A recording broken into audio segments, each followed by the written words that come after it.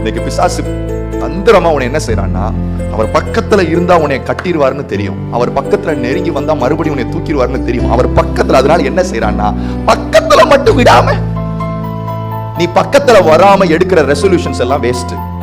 தெய்வத்துடைய பிரசன்னத்துக்கு வராம நீ எடுக்கிற முடிவுகள் எல்லாம் வீண். தெய்வத்துடைய பக்கத்துல வராம நீ எடுக்கிற வீர வசனங்கள் எல்லாம் வீண். தெய்வ பக்கத்துல வராம ஆண்டவருக்காக அதை செய்வேன் இதை செய்வேன் சொல்றதெல்லாம் வீண். பிசாசு சொல்லுவான், எனக்கு ஒரு பிரச்சனையும். ஏன்னா நீ தெய்வ பக்கத்துல இருந்து இந்த வீர வசனத்தை பேசல. எங்க இருந்து பேசுற? உன் சுய பலத்துல இருந்து எந்திரிக்கணும் இல்ல, நீ தெய்வ பக்கத்துல வா. விலகி போகாத, பக்கத்திலே இரு. ஏன் தெரியுமா? ஒரு மனுஷனை கட்டுகிறதற்கும் ஒரு மனுஷனை சீரமைக்கிறதற்கும் அவரால் மாத்திரம் தான் முடியும். நால முடியாதுங்கிறத நம்பு.